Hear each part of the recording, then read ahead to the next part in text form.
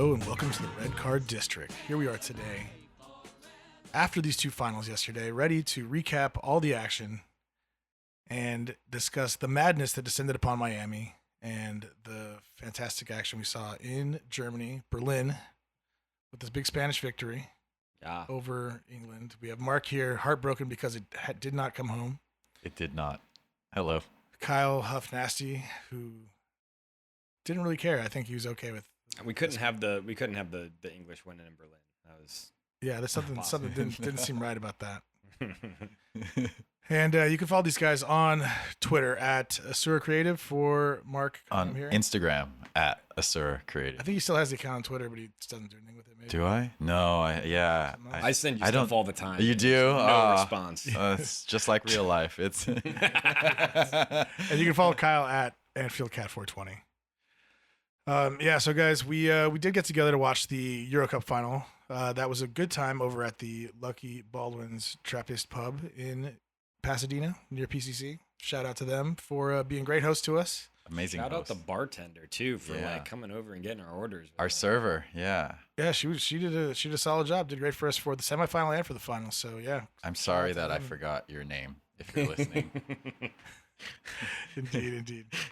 But yeah, we'll start with the Euro final. Spain 1-2-1. I believe a few of us had that prediction just about right. Yeah. It was a common prediction, so we can't act like it was, Nope. like it was really groundbreaking or taking the better team was something really out of the ordinary. But they really England were really lucky to make it to halftime at 0-0. With Southgate doing the same thing he's done in every other match this tournament, like there was the only change was Luke Shaw in at left back instead of Trippier to start. Yeah. And other than that, it was everyone that we expected, and for better and worse, and this is one of those things that like you have a guy that comes in that, we've seen which impact subs have made a difference, still just unwilling to make the changes. And it seems like that really ended up costing them. Marc, what were your thoughts on England and their lineup and all that? First of all, I'd like to say, Gareth Southgate, how dare you? This whole tournament, how dare you? I guess it was as predictable as you could have asked for on every level. From him, from the scoreline. I would say I'm surprised it didn't go into extra time. Maybe that was a little bit of the surprise, but overall, yeah. I mean, he finally fielded the starting 11 he'd wanted to field the whole tournament, which was to include Luke Shaw at that left back position. Once again, not surprising any of the managers at that tournament whatsoever, inviting them to attack and play against them however they wanted. While simultaneously only exhibiting like real football capacity and vigor when going 1-0 down. That was the only time they played real football that entire tournament. And you can't keep getting away with that because someone's gonna show up and expose you eventually, right? And in this case, it was in the final again, I guess. And it's disappointing, but inevitable. Yeah. What do you? I mean, I think what a lot of rags were saying was it was from embarrassing to Berlin, right? It was kind of everything that was leading up to that final. And, I think that, there's a lot we can say about that Spanish team, right? And I think there's a lot that we can say about Southgate, but if the missing link was Luke Shaw, then I don't know what that was. The story about the England team all tournament long was how defensively frail they were. And if you're not going to just throw the kitchen sink at them and go all out attack and just go out guns blazing, then I feel like it's a really naive approach. The fact that they got to the final, whenever we saw how they could get there, they had the easiest route in there. But, Definitely. I think that they really failed to impress in that final. It wasn't until we saw the changes that a real attacking England kind of transpired on the pitch. But other than that, it was pretty flat, other than maybe some Phil Foden action. I think he was starting to get involved a little bit more. Well, once again, I mean, I think he was lively early a little bit. You know, not quite. I feel like it wasn't as all action as his first half was in the semifinal. Absolutely. But he's still faded, which has been such a common occurrence for him. I feel like the second half he hasn't really done. He's the Agent 007, you know, like 007. he did absolutely. Oh, I sent you the joke. Now you're gonna use it. He stole all my fucking thunder. Actually, I saw that about a week ago. It's another one of those things I sent you guys. No, that's not true because it wouldn't have been 7 matches yet. You fucking cunt. lying through your 005. 005 doesn't have the He same just has a ring to it, license okay? to be shit in this tournament, is what it is. But I mean, I think that he actually did get involved a little bit more and became England's attacking threat really in that first half. If there really ever was, he was getting in between the lines, but Bellingham just faded more and more and more. And from what I heard from a lot of commentators that they didn't show on the TV is that before those changes happened, I think the earliest changes that Southgate's done all tournament in the 70th minute or so, around that, 70, 75, that there's a huge bust up between Southgate and Bellingham on the side, like looking for changes, whatever else. And you know, finally then, whenever your star player starts kind of, you know, throwing his toys out of the pram, you know, you get the change. But, you know, who's driving the selection in that team is what you got to wonder. I think Southgate has 6 months left on his contract. Does he make it to the World Cup? No, I mean, I think most people think that the plan has been he's going to step down regardless of the way it finishes here. That this is kind of the end of his cycle. Yeah. I don't see that happening. That man is the highest paid manager at the tournament. He is the highest paid manager at the He's tournament. going to try but, and stick it out. Well, maybe he will, but I mean, the contract does run out. Sure, yeah. And, you know, the Federation, although, you know, he's the most successful England manager since, what's his name? Alfie, whatever. I have no idea. Since the guy that won it for them back in 66 or whatever. Yeah. So, yeah, he's got you to 2 finals and a semifinal, which is much better than any of those other managers have done. But you got to look at what he's doing with the players he has, right? And so you look at the Spanish team and you don't see, like, compared to Spanish teams of old, no one thinks that this is overflowing with more talent than they've had in these other squads in history. Yeah. Well, this Spanish team. But hold on, but that these guys, like, I think this is a big evaluation of the manager here, is that you have to look at whether or not they're able to take all these individual parts that are worth so much. So, right, if this was a fantasy squad, the total value of the England team would be a lot higher than the total value of that Spanish team. Oh, for sure. And how do you stack those things up to make a total that is either equal to or greater than all of those individual pieces put together? And you can look at what the Spanish team did, and they're doing a great job with that talent they have, where England are clearly underperforming for the talent they have with them out there, and that falls to the manager. Yeah. Like tactics, selection, how you move them around, what you do, and that's one of the, like, so you could be like, well, sure, you know, England's done so much better, but it's like, well, look who they fucking had. Like, you should be making it that far. Teams like England and France right now, with the amount of talent at their disposal, it would be absolutely absurd for any of those teams to not make at least a quarterfinal. Oh, for sure. Yeah. Yeah. But, and I mean, like, even when you sort of said, you know, Foden was allowed to have a freer role and play at the cost of Jude Bellingham. So there's still not enough balance on that squad. There was no left winger pretty much the entire tournament, which is insane because when you see how Nico Williams performs as a true left winger, like the amount of space he creates for that team alone, like just by having him play as just a natural player in their natural position. I felt like we saw more of Bellingham doing a little bit, moving into that space, because Foden definitely wasn't there. So at certain points, I saw him out in the wing. It was just kind of like, okay. And that left side was just so incredibly weak for England the entire time. Foden's not a physical enough, you know, individual that's going to be able to track back and be a presence on the left side. The real interesting thing I think about this Spanish team is that you have only 2 players from Real and Barca that were in that squad. You had Yamal and you had Carvalho or Carvajal.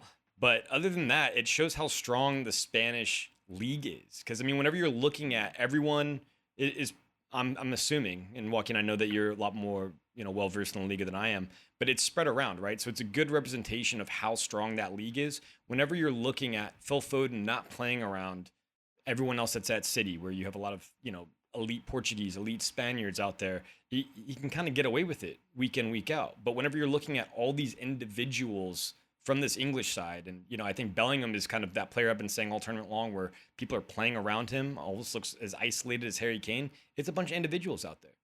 and maybe that comes with their role at the clubs or, maybe TV deals and just recognition. But I think having fewer stars from Real Madrid, Barcelona really gave the Spaniards that they were hungry for it. There was something for them to go out, get to that next level in their career. Whereas I feel like the English players, a lot of them are just kind of phoning it in. They're already getting paid, right? So And they're allowed to be players that are suited for that role in that team, as opposed to just, we're just going to field our fantasy league right now. Like, it doesn't always work out that way, And at the end of the day, too, it's like, all credit to Spain. They deserve this trophy. They were the best team in the tournament, hands down. by far. I think. By far. Yeah, it wasn't close. England were a more experienced squad, and they got beat up by a 16-year-old, But when you say experience, I mean, granted, England have kind of had some success in their recent major tournaments. But in the last 3 games that they've gone out, in every major tournament, you have the last Euros, they had 34.6% possession. Yeah. Against Spain in 2024, they had 34.9% possession. And in the 2018 World Cup, they had 44% possession against Croatia whenever they went out. Yeah. So whenever we're talking about experience, and I think whenever we're talking about elite managers or is Southgate a success or not, those are some of the worst possession stats that they've had. And it's been in every single of their biggest games in the most recent, 3 major tournaments. Right. I mean, call it what you will, but I think you're a fraud. I think you've been found out whenever you're looking at those numbers in those situations. And I don't know if you can call it experience. Well, I guess by experience, I do mean they have more Champions League winners on that team than probably any of the other international teams that were out there, right? Granted, many of them were Man City players, but these guys are like out and out. Only won one, so it's not like. Sure, but Joe Gomez, one is a big deal. Just ask Arsenal. It's no League Cup, I'll tell you that much. But these are Champions League winners, finalists. Like there's more winning experience on that team, Bellingham included, compared to the Spanish team, who, like we said, aren't even league winners, most of them. Because they're losing to Real and Barca on that, And I mean, just to piggyback off your stats, I read this incredible stat that England has had less XG in the tournament than Croatia, who went out in the group stage. I don't even know what that is. That you have a team of effectively superstars, right? And you're looking at England struggling to score in this tournament. France also struggling to score in this tournament. And those are the favorites. And those are, as you just said, Joaquin, that these teams have to be, it's a failure if they don't make it past the quarters or thereabouts. So, what is that? I mean, you're talking about Harry Kane and Kylian Mbappe, which are both had great seasons, right? But then failed to impress at a world stage. Foden falls so flat in this tournament after being player of the season. And your boy Cucurella was so bad all season long for Chelsea. Now, I think he had some standout moments in a struggling side. But how does that switch get flipped? And how does Cucurella have an amazing tournament and be a real standout, player for a team of a bunch of young and up-and-comers? Dumpster fire like Chelsea, But it really is amazing. And I think that you see that with, the stats of, the XG and stuff like that. And even how Mbappe, I think, struggled as well. But what happens? Is it like a weekend in Ibiza that just absolutely throws everyone off? Is it wearing the different kit? I think I don't have that much insight into Chelsea, but they did have a resurgence, enough so to get them back into European competition. And according to what people were saying, Cucurella was a big part of that. So I think that as part of that resurgence and him emerging as a reliable asset to that squad and then integrating into the Spanish team once again as a player with more experience, Premier League, he's a little older. He ran his damn heart out. I think that in and of itself, and once again, the Spain manager finding the right player for the right role within that squad and makes an assist for the tournament winning goal. That was a great ball. Yeah, that was a great ball, great assist. It was we were both looking at each other we're reluctant to give this guy credit, but He fucking did it. He did it in the stadium where he's getting booed by all, the last several games he's getting booed by all the German fans, which was hilarious. and the guy showed up. So, gotta give him credit where credit's due.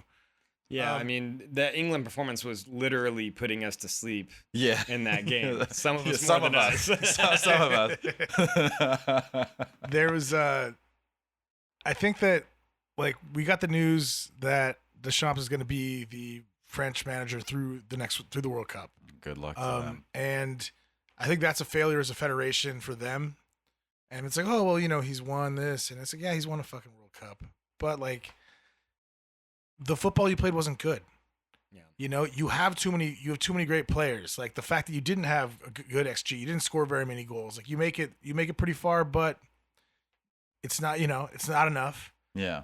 It's a bold move, though, to can someone before World Cup after Euros. You don't normally see that. Like, I feel like the cycle is usually it's either after World Cup to a Euros or after Euros to a World Cup. It's like every 2 years, so it happens all the fucking time. Like, it's not really that. You're right that sometimes they want to do the Euros and the Copa before because the World Cup matters a little more to them. Yeah. But when a cycle's done, a cycle's done. Like, Southgate's contract is going to be up. That's because it's 8 years. Mm-hmm. Now it's time for them to probably make a change. If Gareth had 2 more years on his contract, I agree. They wouldn't make a fucking change.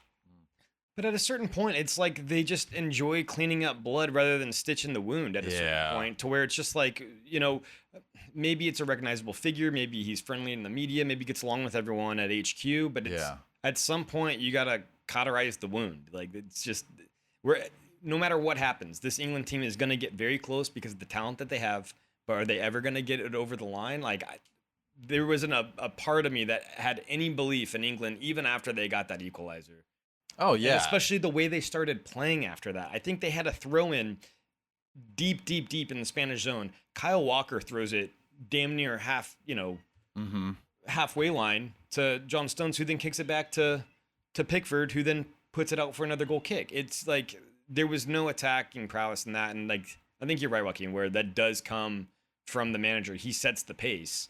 But whenever you've got 3 right backs playing most of your group stage game, like, where do you start to build on anything? There's no cornerstone.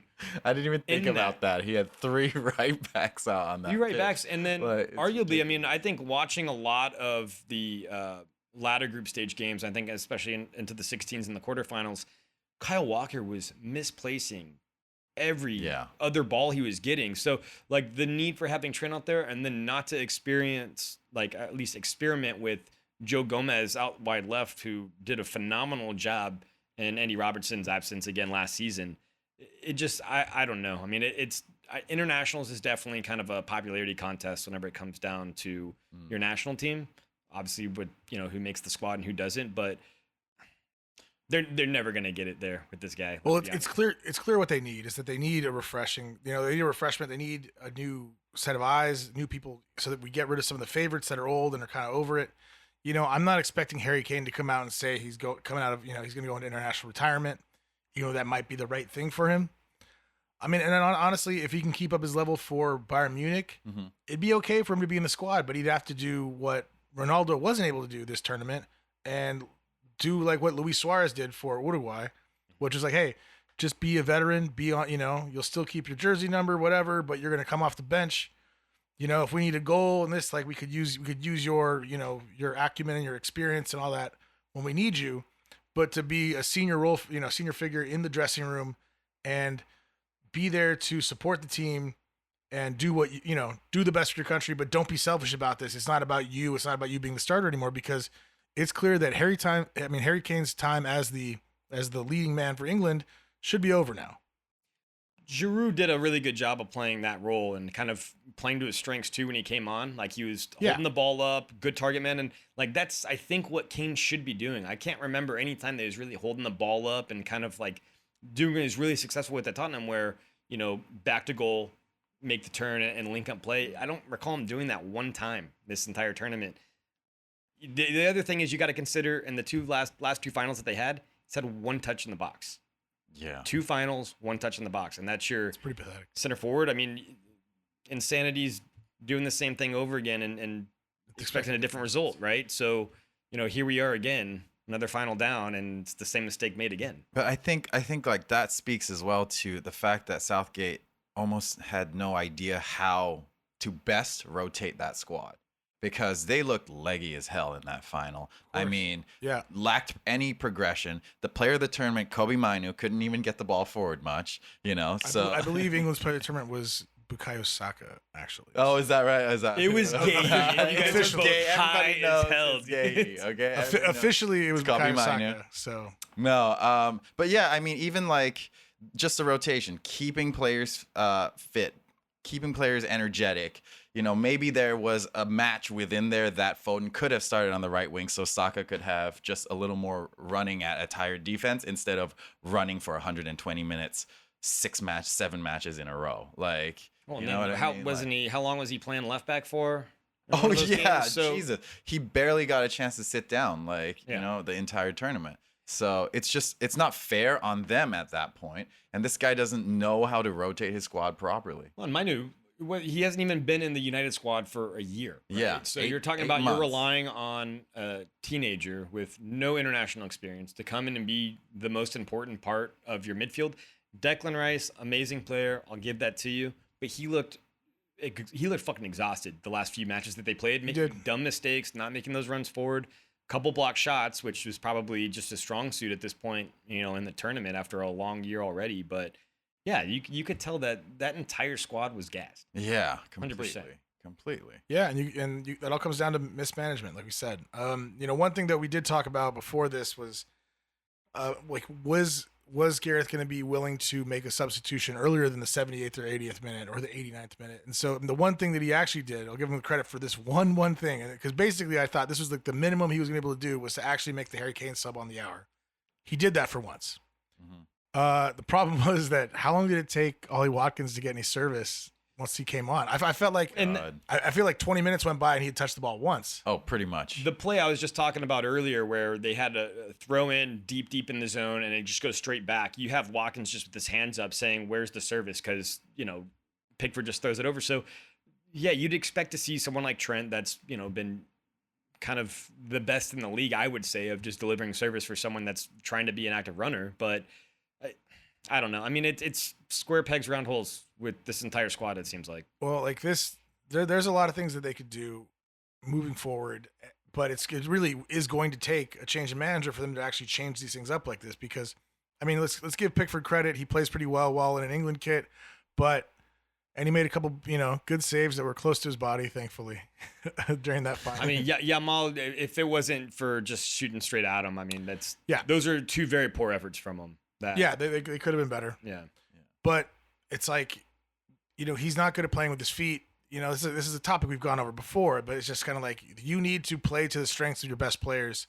You need to start playing a goalkeeper, one of the other two. If Nick Pope comes back and he's okay, with after his injury and all that, but it's been a long layoff that he's been gone right now. Mm-hmm. Whether him or Ramsdale, whoever's in better form at the end of next season, like you got to use them. You got to play. We got to cycle out. Like Walker's got to go. Yeah. Walker's got to go. He's still a pretty good player. He can still play another season or two, maybe at City, but it's time for him to go. It's time for him to go to MLS, really. Right. Well, I mean, Right. if Kyle Walker's, wearing the armband half the time, just fucking put James Milner in there while you're at it. If you're just going on fitness levels alone, put Millie in because he'll get the job done. But is that the best talent that you have in one of the best footballing nations? Well, look, if you bring in a new manager, you now have a right back. You can start Trent. You got 3 right backs on the pitch same time. Trippier's got to go. Trippier's got to go. Walker's got to go. But now you might also be to bring Ben White back into the fold if you have a new manager. Yeah, because he'll never play for Southgate. So that's more depth at center back. Where if Gahey can't be the guy, maybe he can play there. Or if Stones is once Stones is too old, he can also play right center back. The midfield has plenty of potential, but there's some guys that got to move out, and Harry Kane has to at least be moved to the bench. Right. Like this is what has to happen for them to make progress. We did see finally when they brought on Mr. Cold Palmer, he was able to Burr. he was able to receive a nice ball from Bukayo for that goal, for that equalizer. It was great. It was great to see them do it again to bring it back, and make something of that final, because it was definitely slipping away from them. They were, like I said, rode their luck for it to be 0-0 at halftime. But quick goal from Spain. Well, he all got the hammered pressure. right after the break, which was God. hilarious. Like Yeah. you go in like, hey, we survived whatever else, and then just your pants are around your ankles immediately. First half draw, baby. Yeah. You hit it. You hit it, dude. That's all Both that finals.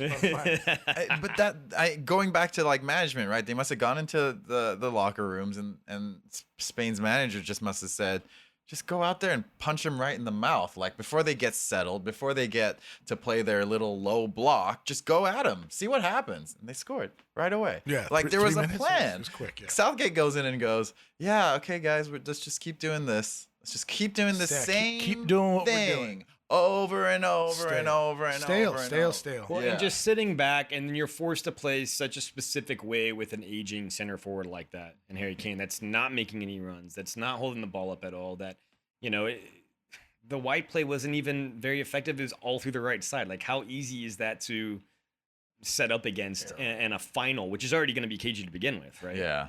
Yeah, and it's like just shoehorning the ball. It's like, okay, as it slowly worked its way around, it wasn't quick, it wasn't incisive.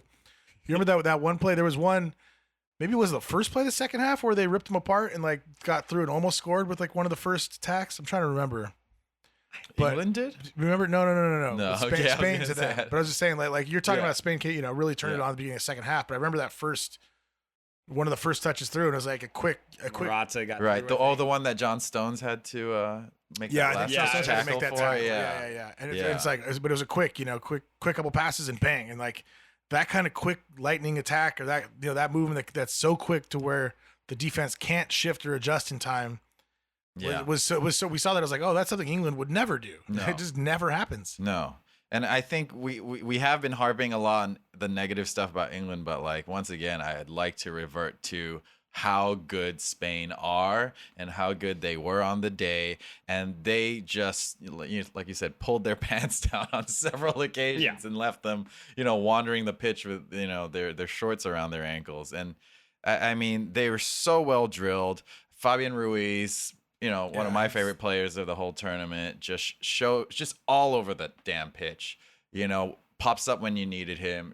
Rodri, player of the tournament, awarded the player. It was surprising seeing him subbed off at halftime, so maybe some kind of muscular. Yeah. But that was the change that allowed Spain to have some sort of mystique, Exactly. I guess, in their approach, and I think that's why they were able to hit him so much. Right. But every single one of those English midfielders were worried about Rodri. That was the matchup that we were trying to figure out, of how are they going to be able to circumnavigate that. And I think without him there, I think there's a little bit of, I don't know. Well, I think was they were surprised. I just mean, punching at Oyarzabal straws being, there. being able to make that run through. He's more of a, well, I mean, I guess he's in there. He's moving around. It's just I was kind of surprised, like him getting into those places. Being able to finish that chance that came from Cucurella. Mm.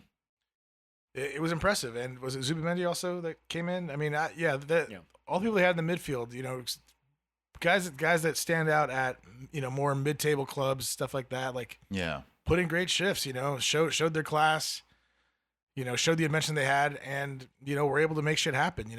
Nico once again showing what he has. Right. I think there's no doubt that they were the class of the tournament, and it was evident and on display of everybody. Nobody thinks that England deserved to win that. We went through that whole thing, and if you looked around, even though we were in a pub full of majority England fans, the balance of play ended up shaking out the way we'd expect. Yeah. Yeah, and look, England very fortunate that the Dutch just failed to show up in that semifinal, and I think still barely scraped by. Yeah. That they had no business being there. And yeah, the Spanish side, I think whatever you're looking on paper before the tournament, no one's putting them anywhere near top contention to take that home. And specifically because it wasn't 5 Real Madrid and 5 Barcelona players like it usually is. Yeah. Well, and that's the other thing is just seeing the lack of representation from both of them. And I'm sure by the time we make it to the World Cup in 2 years, that 3 or 4 or 5 more of those players will be on Barcelona and Real Madrid. Maybe not Barcelona because they got no fucking money. yeah, those Taylor Swift concerts at the Bernabeu They're are too just broke. raking in the cash, I hear. But yeah, they'll be there. Also, I love the public. I think it's Danny Carvajal telling Rodri that why the weather's terrible in Manchester. We need you here in Spain. We need you here in Madrid. Sounds a lot like the old Barca bastards doing it to Fabregas and everyone else, saying, "Oh, come to Barca, come to Barca." Yeah, exactly. Luring them over. I mean, no Spaniard grows up dreaming of Manchester in their career. Right? Not in those cities. But warranted champions. They're yes. Congrats to them. Yeah, by congrats the way. to them. Congrats for to Spain for being the best team, being showing out the best, winning like the way we expected. These guys are a bunch of stars. I do expect to see. I mean, like we said, a few of these guys already have big moves on the cards. We'll see where Nico Williams ends up after the summer. Yeah, not Arsenal. Yeah, certainly he's probably not going to stay at Bilbao with that release clause. People, plenty of people are going to want to activate that. What's that price point going to be? You think it's 55 million euro.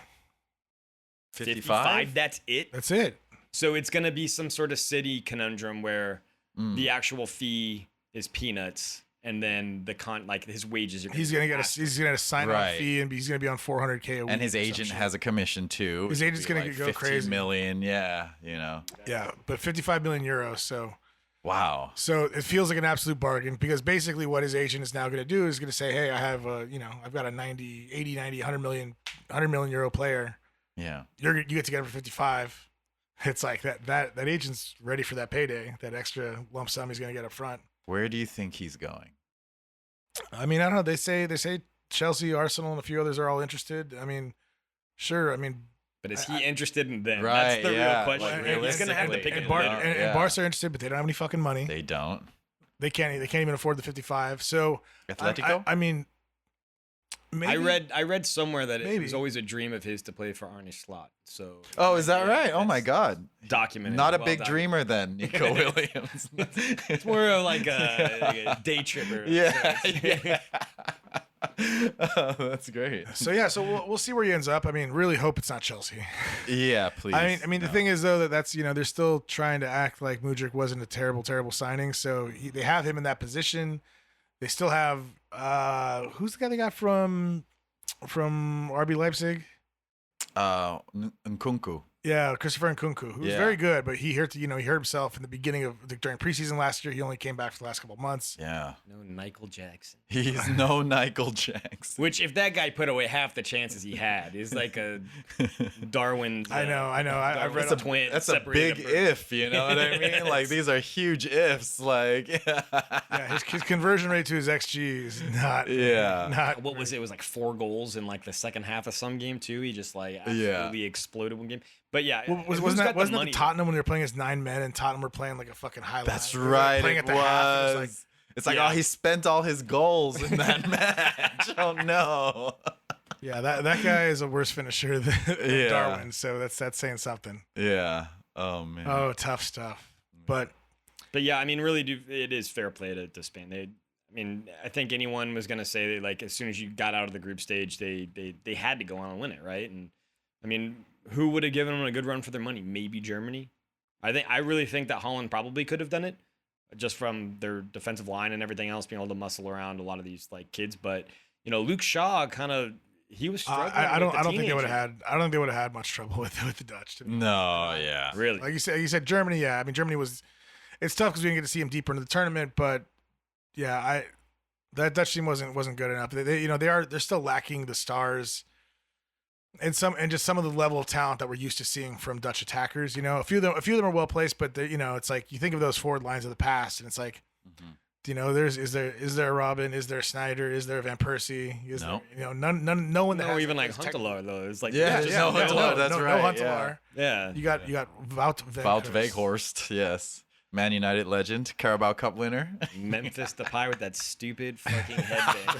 Dude, God. He's banished from now on, right? Like he's banished. If you're counting on Memphis to win you anything, you're in big fucking trouble. You're in trouble, yeah. Yeah. So that we'll see what comes up for them next, but the Dutch will be there. I think they'll be better the next tournament. Spain will now be rightly up amongst the favorites. And who was Spain's like route to the final? It was Germany and France too, right? Like, Yeah, no, That was the they beat toughest best. route. They slayed every track. They get to the exactly. princess. Yeah. And That's they beat incredible. Germany also, right? So They did, right? yeah. Well, yeah, and it France. was another one of those like last minute gut punches. Yep. Yeah. Yep, that's right. That was the extra Croatia, time they without had without the penalties. That was the only extra time that didn't go to penalties of all of them, isn't it? Yeah. Yeah. That was like 119. Well, yeah, that yeah, and yeah. Last minute. the England one, or you're talking about just Spain's matches? Yeah, just Yeah. Okay. Yeah. Yeah, but I mean, England's route, like, who did they have in the 16s? Like, it was just a bunch of yeah, whipping Slovenia or whatever, right? It was like Hey, I mean, which they shouldn't have won that game. I no, know. the Slovakia Slovakia, match. Marc Hamšík's team. No, they should not have won that match. Frankly, I don't think they should have won the Switzerland match either. Again, it was so funny that the Rags were just saying it from embarrassing to Berlin. It was just like the best way I think I could see that encapsulated. And Yeah. they were constantly falling forward. Like whenever you look in a Webster's dictionary and find the Peter principle, it's just going to be a big old picture of Gareth Southgate right there. Failing upwards. Failing upwards. him and Ronald Koeman, Yeah. They work on that between them. I really do hope that as these managers are cycling out for the World Cup, we maybe get rid of some of the more conservative football. So you're saying it's Big Sam's chance to shine It's again. Big Sam. Big Sam rides again. Yeah. Saddle up, baby. Yeah. Oh man. All right, well, let's move across the pond. Let's go over to Miami, where there was quite an interesting situation. Yummy. Fans have been paying around $2,000 a ticket to get in. Yeah. Some not paying anything to Some- get in. some not paying anything to get in. And yeah, quite the shit show to get this thing started. Ended up delaying the start by an hour and a half or so. It was the Champions League final in Paris all over again. And it's like really bad to see in the modern game, especially the host nation of the next World Cup, Yeah, where the Dolphins play. So again, they deal with this type of crowd all the time, short of them just being all Colombians, right? But it was an absolute mess. Like we didn't know what was going on, and as soon as like kickoff happened, I'm like, Jesus, what's going on? Had to keep on looking at the bird, and they said it's going to be 15-minute delay, 30-minute delay, hour delay, and then I think it ended up being like an hour and a half, right? yep, just about. But some of those videos of people just storming the gates, climbing the walls, going through the HVAC systems, like it's just real creative bunch. Those Colombians. It's like a scene from Alien. They're just tunneling through the vents. But yeah, They laid siege to that stadium, man. But yeah, I think there's one aspect of it too that we were discussing over dinner. It's they're kind of like all crammed together against these gates. They've shut it all down. It's 100 degrees maybe and humid. Do you risk people getting hurt, injured, potentially dying? Or do you just give way to this flood of Colombians who are stacking on top? I think my favorite part is there's one moment where there's like a surge at one of the gates. Yeah. And it's like this still, you can probably find it somewhere, but there's like this little teacup chihuahua that's just like walking down and like just cruising around through the grounds. He got in for free, but I mean, it was pandemonium. It was absolutely like, and you got to think that most people that paid thousands and thousands of dollars to be there, right, for those tickets, which were astronomical. Like, those aren't the people that were, like, storming, right? No. Like, those are the people that were, like, patiently waiting, want to get in there and get their hot dog and their beer, right? Go sit down in their seat, see the laser light show. But, but see the Shakira there were halftime. there were video clips of them, being interviewed through the fence, being like, "We paid $2,000 and we can't get in." And I mean, yeah, it was a shit show. It looks terrible for us as a host nation. Yeah. It looks terrible for CONMEBOL because they're obviously the halftime show is more important than the security of everybody. Well, of course. Yeah. I mean, At the stadium. and you have this great spectacle of what was supposed to be a preview of things to come for us. And, it threw off the tempo of the match, it threw off the vibes everywhere. Like I was watching some of the videos, around halftime where it's like, okay, well, yeah, they still have people. They have armed guards walking through and like checking people's tickets, making sure they're supposed to be there. Like, this is a distraction for everyone all over the place, and then throws off everything. And I'm not saying it wouldn't have been a 0-0 if this situation hadn't happened, but it's not surprising with that in mind that some of the football was affected. Yeah. But let's get to the football. And these things, it's embarrassing that these problems are being faced by us as a host nation in this situation. But security's got to be better. Like, that's just a fucking joke. Exactly. And yes, 100% get to the football, but also it's a concern. It's a massive concern considering we'll be hosting the most important sporting event arguably in the world. Not arguably, it is. Yeah. Let's face it. Yeah. Well, I mean, we've done it before. It's been 30 years. That's right. Lalas was in that squad last time. We still can't get rid of him. We huh? just can't shake it. Why did I just saw a clip of Eric Winalda talking about John Harkes banging his wife. Oh no!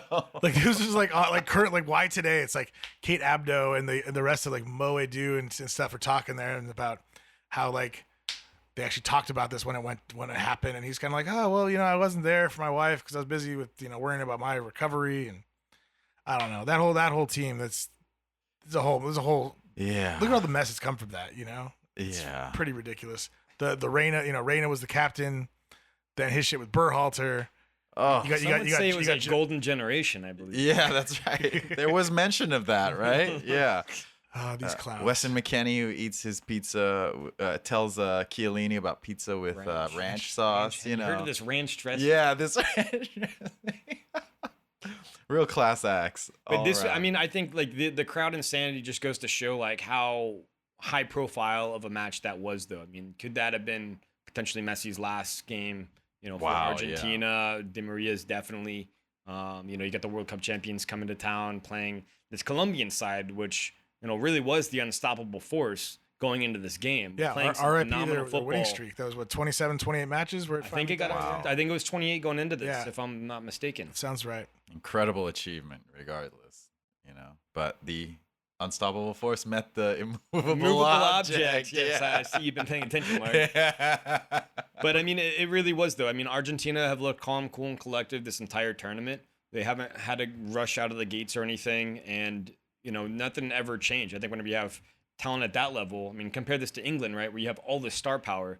Mhm. Argentina have just as much, if not more so. You know, and No, just, Argentina have the most at it. just as Yeah. much clout as well. So how they handled that, as opposed to how England handled that. If we're just looking at how it's executed on the pitch, it's night and day, really. Yeah, absolutely. And I mentioned earlier too that it just really boils down to how disciplined they are. They're so well drilled. Yes, they're maybe can be considered to be playing a more conservative style, but when they are attacking, it is going in with real purpose. They know exactly how they want to execute their attack when they attack, and then they know that they can always fall back into their defensive stronghold. Well, I think we got to give a shout out to Hot Rod in the midfield. We'll do this for Scott's obsession with him with Rodrigo de Paul, who had a really good match in the final and has been quite the all action midfielder and has done a lot of the dirty work and has really been the big part of the engine room for them. I think comparatively to the past, and even right now, when you look at Colombia, there's so much attacking talent and a lot of other good players there, but a lot of them that still play domestically. I didn't know most of those defenders by name. These aren't household names worldwide. The way Spurs legend Davinson Sanchez, you don't.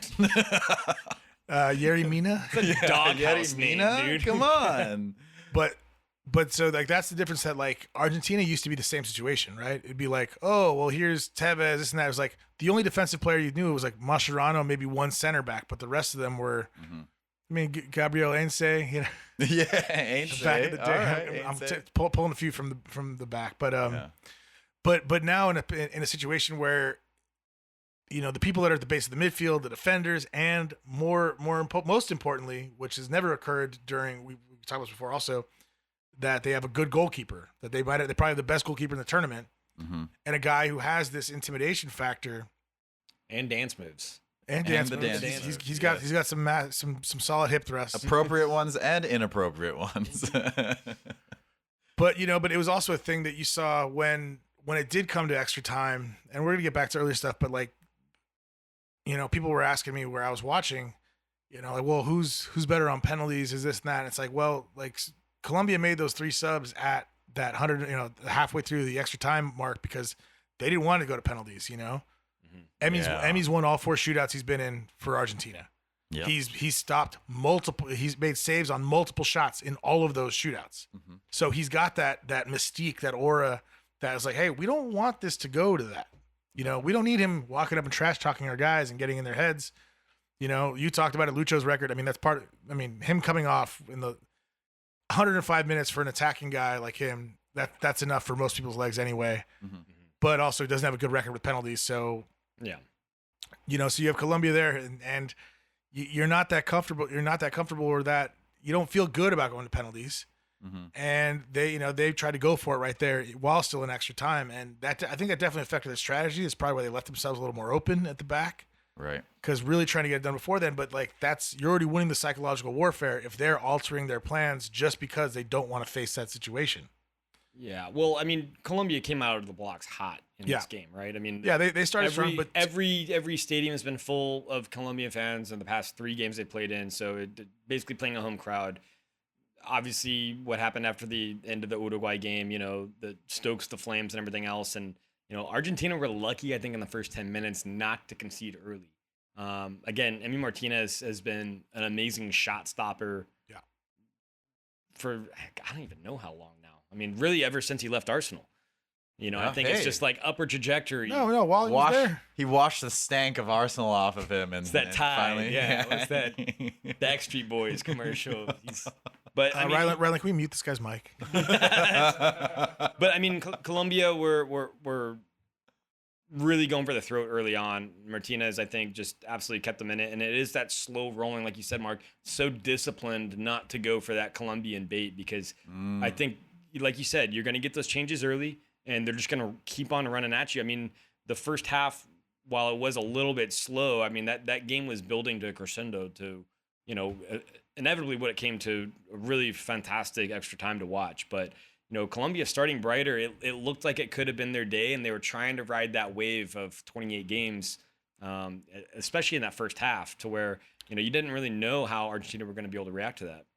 And there was a significant shift. I mean, obviously, it seemed that Argentina grew into the match, and that second half was absolutely Argentina's half. They went for it. They had more chances. There was definitely I think around 65, 70 minutes where it was just kind of there was a bombardment. And just because it felt like chance after chance after chance before Messi, right before Messi went down with with one of those ankle injuries, the one that really got nasty one. Yeah. Yeah, I mean, the videos of his ankle on the sideline after, you just saw that. It's ooh, whenever it looks like there's a golf ball protruding out of your ankle, I'm sorry, a tennis ball. Not a golf ball. It looked like that was half of a tennis ball just protruding out. It's ooh, that's a bad one. That's gonna be a while. It's gonna be a while. Yeah.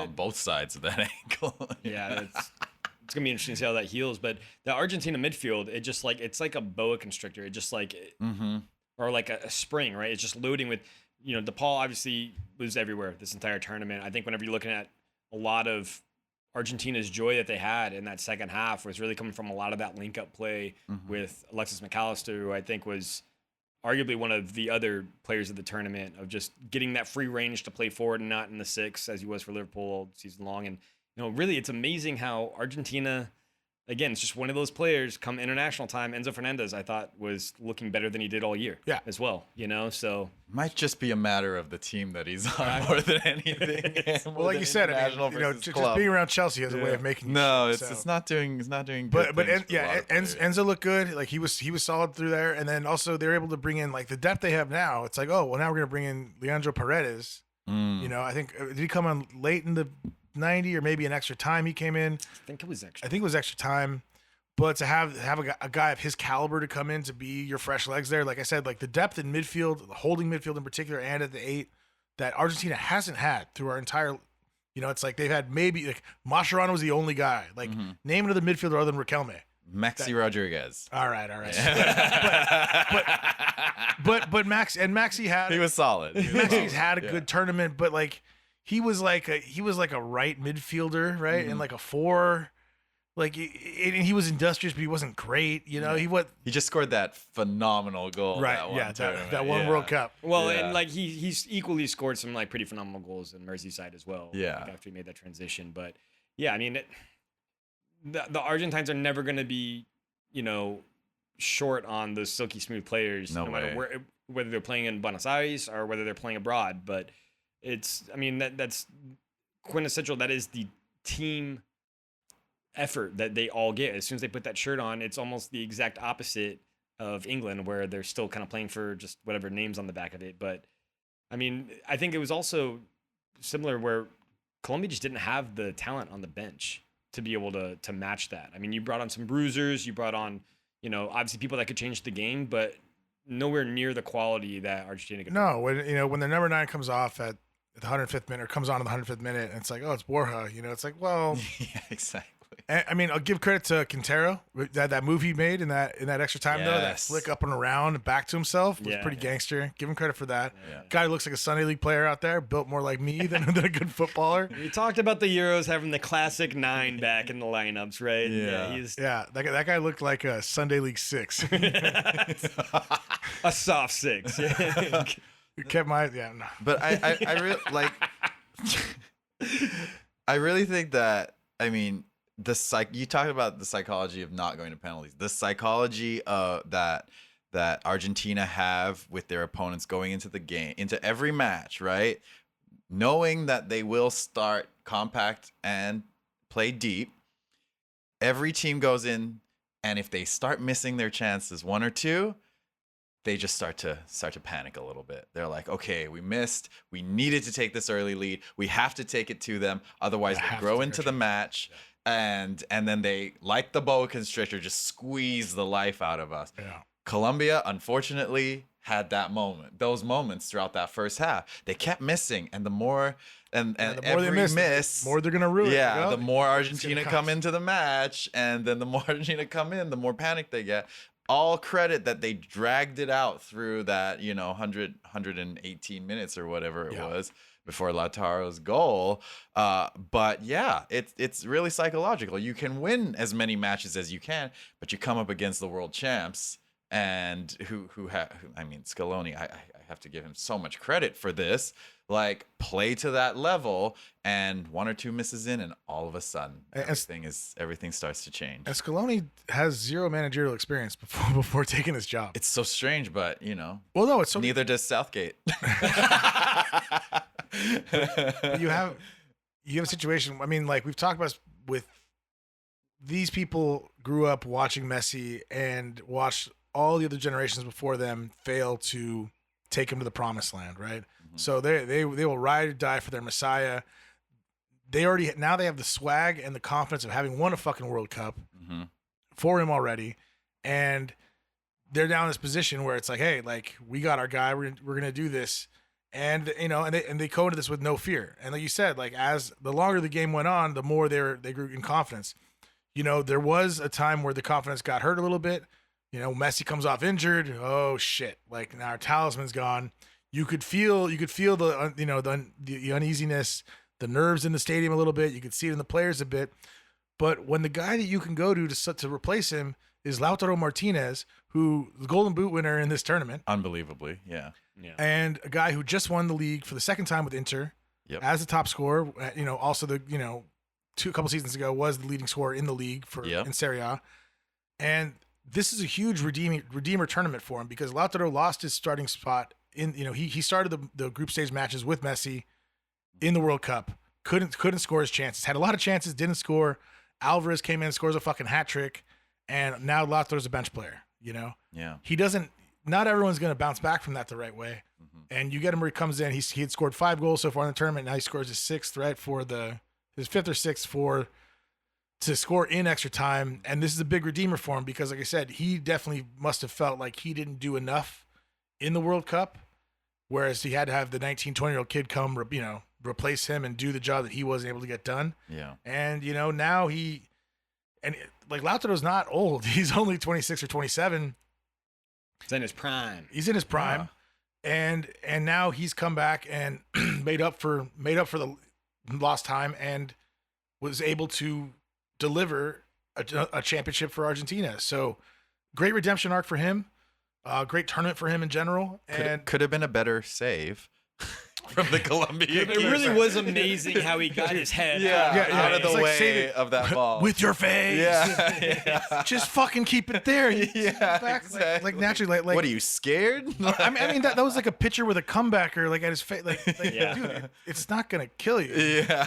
It's not gonna feel What you're good. getting No, paid it's gonna for. feel terrible, but yeah. But dude, like we said, like when I said it to you guys, what happened is like Emmy wouldn't have back. Like I'm just 100% confident. A guy like him or a guy like Casper Schmeichel, these goalies that have known to like how to make themselves big, like that ducking out of the way shit wouldn't have happened. Mhm. And I thought the Columbia keeper, listen, he's a far cry from Ospina, so they have improved at goalkeeper. He doesn't stand inside of his own goal while trying to make saves. Already better than Ospina. But that shit was kind of cowardly, and it's like, dude, at this moment, what are you doing? Yeah. Yeah. The dark arts were definitely like starting to emerge. I think you started to see that in the second half. But I mean, even once we got to extra time, not just from a goalkeeper's perspective, but just like every Argentine defender, every midfielder, it was just throwing their body on the line. They wanted it more. I think there's something to be said about whenever you have that world champion badge. It's very shiny, right? That's glaring, blinding everyone out there. But I mean, even whenever they haven't had that, that's just like, kind of a real characteristic of most Argentine sides, where they're going to throw their body on the line any chance they get to make the save. And, let's face it, man, Colombia really took it down to the wire. There was another day, if you would have played another 5 minutes, they might have gotten it over the line. But it was an open game, especially in extra time. And they were just, it was wave after wave going both ways. It was really open. It was great to watch. But, Colombia have been scoring so many goals lately. The fact that they couldn't find the back of the net, and Martinez had maybe a few saves that I really could be like, oh my God, that was so close. But all their shots were just narrowly wide, right? And might have beat them if it was just on target. There's a lot of missing the goal by a few feet. Yeah. So it's, and what it really took was just a clinical finish. We can say whatever we want to about the keeper, making his head disappear and whatever else, but it was way turtle, too turtly for the Turtle Club. But I mean, it was really just runs onto goal and just get it on target, and it was a very clinical finish. Yeah. From Credit due. Yeah, absolutely. So now we have a reigning World Cup champion now winning the Copa America. Definitely going to be favored come next World Cup. 100%. We should be getting a Confederations Cup next summer, right? Is this the precursor to the World Cup? Oh God, yeah. I feel like it's like you get the Happy Meal toy that you get. Yeah, talk about Mickey Mouse. Like, the fucking Confederations Cup. It's no Bangkok Cup. No, it is not. Is it? No. What was it? What was the one that Tottenham won? The only thing they've won is like the Audi Cup in preseason, something like that. Oh man. Who No knows? one remembers. Some kind of no one exactly remembers some tournament that, they made yeah. up. Nobody remembers. No one remembers There that. was something incredible where I think it was the stats I sent you, but it was like Harry Kane, however many games and however many titles. and 487 Joe Gomez goals. with like Yeah. It was a six goal. Yeah, Joe the Gomez goals. with 0 goals, 7 titles. It's just incredible. Harry But I mean, Kane. Argentina, they're gonna probably go on, man. They've got to be favorites for the World Cup if they can keep most of this team together and healthy. Messi's got to make it. Obviously, I mean, it really looks like only maybe Otamendi and Di Maria would be the senior players that would be out. And Otamendi didn't really play in this tournament other than just he late, came on as a couple late late sub. subs. That's all. Yeah, he did. that was it. I think he probably had 3 appearances in the tournament or so, but just Yeah. like last 5-10 minute subs, like hold what we got, 1 goal lead kind of thing. Yeah, but the spine and the engine room are going to remain. Oh, yeah. It's just it looks so strong, especially with Emmy, commanding from the back. And they're young, so Yeah. they can arguably only get better at this point. Yeah. And they player of the tournament, Lisandro Martinez, on that team, like he's gonna step up and Yeah, and you still have Julian Alvarez. yeah. He's Well, Alvarez had a pretty poor tournament, though. I think it's got to be said for someone. But by his standards, after Right, how well yeah. he did in the last World Cup, and also how well he's been playing at City, yeah, a little surprising. But Sure. I expect him to bounce back. I mean, that guy's so fucking good. yeah. It's just he's got such an exciting future ahead of him and has already won everything. He's won everything. So outside of Lautaro, could either guys have a guy, like a particular player who stood out for you in the tournament? Let's just say from the Copa America. Anyone else that really made an impression on you? James. Yeah, I mean, James. If they had won, James was a lock to play the tournament. I mean, I'm obviously coming from a pretty biased perspective, just looking at the Liverpool Football Club players. But I mean, I think McAllister in that Argentina team is just as long as you didn't say Lucha, who had a pretty bad tournament by his own standards. Yeah, but I was about to get to that, but not great. But it reminded me when one goal, right? One goal, I believe, just that one goal in the group stage. But we saw this for Lucho. I want to say it was whenever Salah was off to African Cup of Nations. I think Nunez was either hurt or suspended or something. Probably suspended. But there was a moment where like Lucho had to boss it around with all the kids on the pitch, and it was kind of the same thing where he was playing the target man, playing the wide man, like doing everything he could possibly do. Later in that final, you saw him pulling a Harry Kane and going at his own half to pick up the ball, just to be able to make the run to basically the opposite corner flag. So he wasn't playing that Arne Robben cut in shoot thing that he's done so successfully over the past couple of years, but he was really kind of just ball retention and spreading it out. So it was a different type of Lucha Diaz that I think we saw in this tournament, but it wasn't the one that I think most people were expecting, where he was really going to rack the goals up. I mean, I think to your guys' point about the depth and Argentina's depth is that James was always subbed off before Lucho, right? And so then he's out there and he's like doesn't really have a guy as a creative hub. You got Quintero trying to do it for him. Mm-hmm. Then I think the weight of expectation of being the most senior player with the highest standing and of the highest like stature in the club, or in the for your squad out there, that he felt like he had to do everything, because who else is going to take responsibility? He doesn't have James to do it for him at that point. Like I guess that was the only downside for me of James' performances, was that whether it was the yellows or whether he was tired or for whatever reason, but he was never out there for those last 20 minutes. I mean, we even watched it in the semifinal when they're both on the sideline, right? And it's just kind of crazy watching the 2 or 3 best players on Colombia witness, but just watching from the sidelines to see it get done. It's like, wow, usually those are the guys who'd never come off. Yeah. In most other situations, but that Argentina have the depth that Colombia doesn't to pull guys that are of similar level to fill in. So yeah, James was like really pulling that Sunday league player, doesn't want to go off, so he's just gonna like get the yellow and be on the verge of being sent off, so he gets yanked, But I mean, the resurgence, as exciting as it was, it was a little, I don't know. I feel like it was a little cheap, because I think you're right, Joaquin. Like, you do want your best players out there, and whether it was set pieces, whatever else, like whenever they needed him the most, he wasn't there, right? And you would expect your senior player to have the composure to be able to rally the troops and settle the nerves a little bit, because definitely in the later stages of most of these Colombia games, it's really boiled over. So to have that composure but they've out there by had a senior leads. player, He's come off in general like only the last couple of matches, like only against Uruguay, and then in the final. But every other match before that, they were either up by at least a goal or by more, and so it didn't really matter so much, because also managing minutes, saving what you have for his legs, things that other managers in other tournaments didn't know how to do correctly to manage their players. And he was never going to be that guy that was going to physically grind out the end of a match against teams like Uruguay and Argentina. Like he's not physically able to at this age, I don't think. I mean, we're a long way from the World Cup in Germany whenever he's scoring worldies and has all the energy. But yeah, I mean, it was good to see him get back into the fold, a familiar face, right? Mm-hmm. But his days are probably numbered internationally. And well, I mean, I think he certainly, because he's not that old. We say that, but he's 32. I mean, he definitely looks younger than Harry Kane, but isn't. I was surprised to find that Harry Kane is still only 30 years old. Yeah, but he's moving around like a 60-year-old man. And you know what worries me is whenever you look at Bellingham out there a couple times, he looks a little labored whenever he's running around like the 70th minute.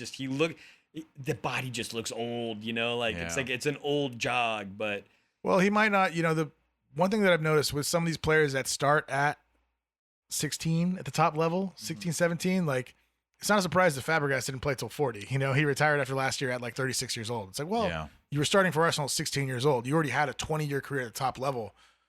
There's only so many miles you can put on these legs and knees and hips and all that stuff, where it's like they get to a point where recovering from an injury, it takes 3 months, and it's just not it's not possible. Some 34-year-olds look like Cristiano Ronaldo, and some 34-year-olds look like Wayne Rooney. So, Hey, the hair looks great. yeah, Kids, all right, let's be honest. Yeah. Wayne was the other example. yeah, Wayne by looks like he's about to- 36 looks like he's gonna challenge me to a hot dog eating contest. Right, yeah, Wayne by 36, But he was happily retired and growing fat, and Ronaldo's still out there. He was scoring goals. 24 shagging 64-year-olds too, though. So it's like He was puts a lot of he mileage was on it. mature beyond his years. Yeah, mature, very mature guy. Oh, man. But it was, yeah. I mean, it's sad to see both these tournaments go. I think it was a lot of fun the way it was paired up. Morning matches. Yeah. Quick little hour or can't two beat it. break in there, and then just get straight to it. It's, I think we kind of got spoiled too with the Winter World Cup too, where it was just so damn early. I think we had a couple like 2 a.m. matches or something like that, and footy all morning, Anything's but- better than like the Asia time zone World Cups, where it's like the first one going off at 2 a.m. and matches through the night. Yeah. We really, for those of us here in the United States, like that double dose of like getting the morning footy and evening football as well. That's great. Can't beat it. and just such different palettes too, like flavor palettes Totally. on both of those. It was nice to wash it down with some South American flair at the end of the night. So South American shithousery. Yeah, absolutely. But yeah, I still think, Argentina won it, but I still felt like, entertainment value. I felt like Colombia was the team of the tournament in that sense. Mm-hmm. Yeah. I really enjoyed watching Uruguay most of that tournament just because they were just, playing for Bielsa and that hard-nosed team that really, like, if you're showing someone, people who aren't as familiar with CONMEBOL football and how it goes down in South America, it's like, this is such a great example of, like, holy shit, like, this is what you have to beat to be the best down here. Like, they might not have been the best, but they gave it a good run, and they were not afraid of who, they took out Brazil. I mean, USMNT found out how They tough it was. they to certainly play did. Uruguay. Well, that That was fuck around and find out. Listen, it's fuck right. yeah, that was the easiest money I made that whole fucking tournament was betting on Uruguay to beat USA. Like, I remember looking at it and was like, USA are favored over Uruguay. What fucking idiots? What fucking idiots? I think it was initially because they believed that Uruguay were going to rest some players. They believe that they will win. Is that what? That must have They been. might have believed That it. that chant is I'll blame that chant for a lot of things because it is Please the fucking worst. end it. It was bad, but I gotta say the one that's really gotten me is that fucking dancing in the dark Phil Foden chant that just fell flat on its face this whole tournament. I don't even know that one. I don't know. I I'm haven't glad heard that you one. posted Yeah. Run it back. Yeah, we gotta. Okay, we'll put it on afterwards, or to end the show, maybe. No, we were not going to use that. Nothing Phil Foden. Come on, dude. Rod Stewart's a legend. You gotta do it. Yeah, we'll pass on that. We'll find something better. We won't. But I mean, I think there might be some vindication for the Uruguayans after the shithousery that we saw with the Colombians going into the finale here, Yeah. in Miami. So Look, let's stop blaming. I know you're enjoying blaming the Colombians entirely. I mean, I know that for the pictures from the vents, those are mostly Colombian jerseys, but there were Argentinians hopping the fucking wall too. It's not like it was only the Colombians. Boca Juniors also has yellow jerseys, by the way. So As we've clarified. Buenos Aires also has HVAC technicians. yeah, Right? exactly. Yeah, they knew how to get those vents off. I pay a guy to do this. But I mean, we've got some sad bastard footy, I guess, in the Olympics, and then it's game on for the season. So Shit, preseason's already started, baby. They're back in training. Let's go. Yeah, I know that has started. And I gotta say though, Christmas did come early because we did finally, if only for a few minutes, get Darwin Nunez and Luis Suarez on the pitch together for a little bit. We sure did. And Luis Suarez scoring that goal in the third place match. I think so. Or no, it was the penalties, right? It was the penalty in the third place. At least AC got that in. That one I missed. Yeah, you watched that. Well, anyways, guys, thanks so much for coming out and covering this tournament with us again. Always fun, always a really good time. The Euro Cup was a blast. Copa America, a spectacle in all sorts of different senses. Definitely gives a little different flavor and taste than the European did. And fun shit. So from the Red Card District, it's been fucking great. This is Marc Cunningham. You can follow him on Instagram at Asura_creative, ASURA_creative. Make sure he got that all right. Underscores. No caps. And Anfield Cat 420 on the bird On the bird. for Kyle Hufnagel. I'm Joaquin, aka Morning Pint. We'll be back to talk more footy in the near future. But for now, this is it, and it's been a blast. And fucking on to the next one. Let's go. It's Hell yeah. been a pleasure, but for now it's time. We're going home. We're Going home. and it ain't going home to England. No, See you later. sir.